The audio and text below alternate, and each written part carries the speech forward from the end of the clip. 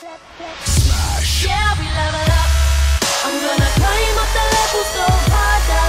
Lights flash every time we go Christopher forward. Ballantine. Why did you start lifting and what do you enjoy about it? That's quite a good question. Why did I start lifting? Why did I start lifting?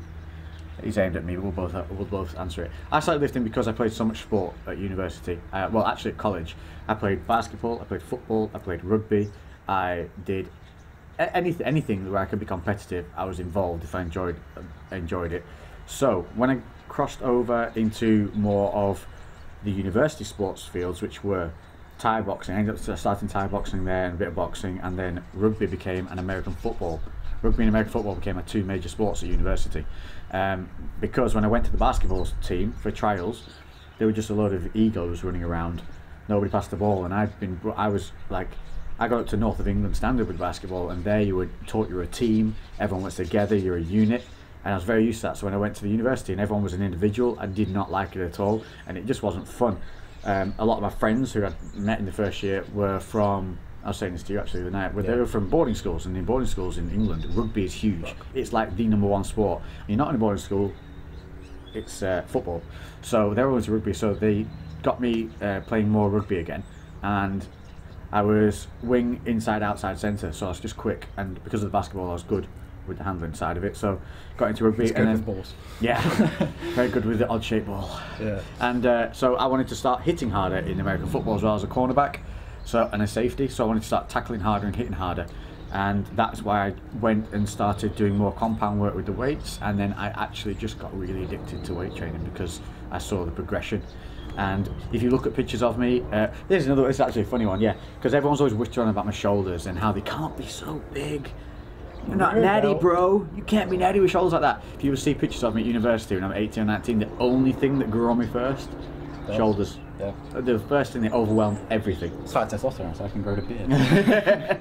So everyone has their good points. Mine is traps and shoulders. I never train my traps. Look at my traps. I never train them, never. I don't want that bulldog look, but you can see this is my genetically good area of growth. It's where I am. Rollers have quite good traps. MMA background. Yeah, and MMA obviously has developed all that from there. So I started training and kept training because everything I did after that was relevant to training as well. Why I started, there's two routes I can take here. I can either take the deep philosophical side of awareness and how I was very quick to aware my parents installed on me, it's going to be me versus the world soon, and the whole I want the body to match my mentality. That's the philosophical side. From the simple side, I was tired of being skinny. I was a guy, I wanted to be powerful, I wanted to be in charge, dominant, things like that. And so yeah, obviously get a better body fundamentally is why you do it. But for other reasons, just the fact that I have a very addictive personality, it's a great thing to get into, and so many benefits to my life. Obviously being here, being on YouTube, it was exactly what I wanted. It is a confidence builder, there's no two ways about it. Yeah. When you better yourself, you feel more confident. So there is always that aspect and that addiction that it does make you a more confident person and happier in yourself.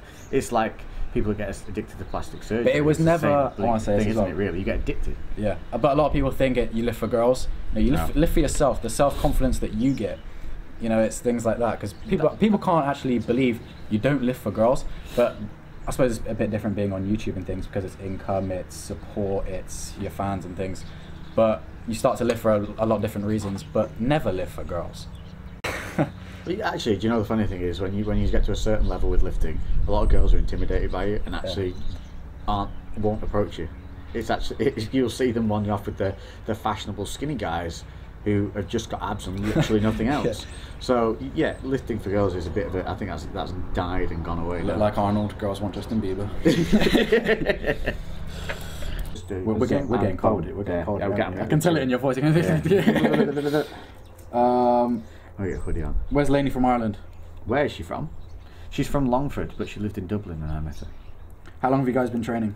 Oh, training now 5.5 years, bodybuilding, doing something sporting wise all my life. 3 years. I recently started a YouTube page not too long ago. Any advice on a guy like me trying to make it big in the YouTube scene? Primarily, how do you stay motivated to post consistently? Thanks. How do you stay motivated to post consistently? That's the point of the channel. If you're not motivated to post consistently on a channel, you don't have a channel. Yeah. Is there any advice? Yeah, I think we just gave it to you. Be the right person for it. Be interesting. Don't. If you don't have the personality to be on YouTube, either create one and be a persona of yourself, or find a different avenue. If you look at all the people that are successful, you can even tell that. You can tell everybody has their niche of something that they excel in better than somebody else. Like Max Shooting is a hell of a lot funnier than some other YouTubers. Christian Guzman is very inspirational. Lex has an amazing physique. I'm the uni, like that kind of niche market. I'm very relatable. I'm very relevant right now. So you have to have a niche. You have to fulfill your niche, appear to your market, and know your market, know your demographics, what you would want to see. Yeah, that's pretty much it. Slammed it there. I think we do 2 more and then we go inside. Or just put a hoodie on.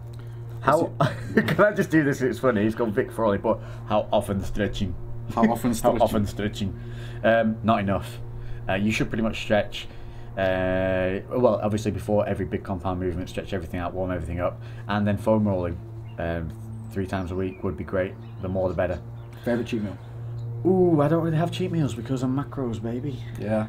My favorite high meal.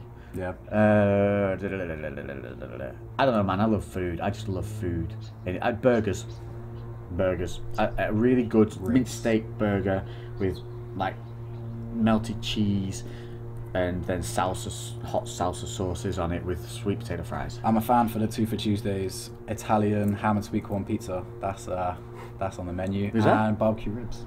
Is that Domino's? Yeah. You see, I can't stand Domino's. You pick pizza up and tip it and the oil just runs off it. That's why it's a cheat meal. Oh. Best exercise to activate the rear delts. You'll see that in the video that we just filmed today. That won't be on my channel. Is Sean man enough for the beard?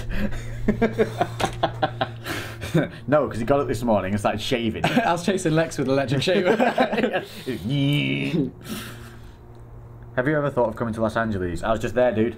Same. Just there, and yes, I'm coming back. Right, we'll end up with the last question. Lukey Pop, what's your favourite thing about being in the fitness industry? Without sounding too cheesy, it is going to have to be the fans, that intrinsic motivation of that you're making a difference, that you're here, you know, the planet is a better place because you are here. And, yeah. Last question. The fans. Best thing about being in the fitness industry? What's the other question again then? No, it's fine. It's basically... Favourite thing about being in the fitness industry? I get to train as part of my living. Yeah. That's what he said to me. The first time I've ever put it this way is when Lex was talking about me, a bit motivational towards the beginning of the trip. He was saying about, you know, he was just in the gym one day and he looked around, saw these other people and said to himself, I'm the only person here that's getting paid to do this. Act like it. You know, we have to earn it, and you never stop climbing. And yeah, it was when I was having a bit of a day where I was being a bit lazy over the few weeks. I got in and done the work, but I knew I hadn't really been there and it wasn't zoned in. And I just had a talk with myself. I sat in the gym, looking around, and I was just like, I do that. I ask why a lot. I am the only motherfucker in this place earning from lifting these weights, from doing this. So earn it. Get in here and earn it.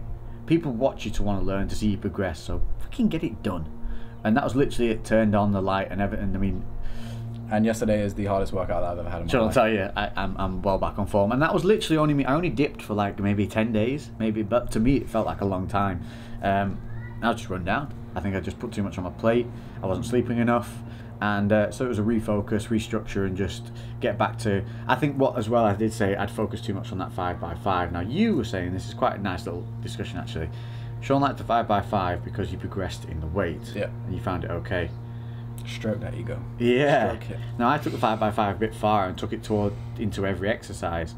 And what I found was I was getting almost preoccupied with the reps rather than the intensity. Yep. Because we know 5x5 is a start mechanism. You put the weight down at a certain rep and then you go again, and you got to do the 5x5. Now you want to know about intensity? When Lex almost had me in tears on a leg extension machine.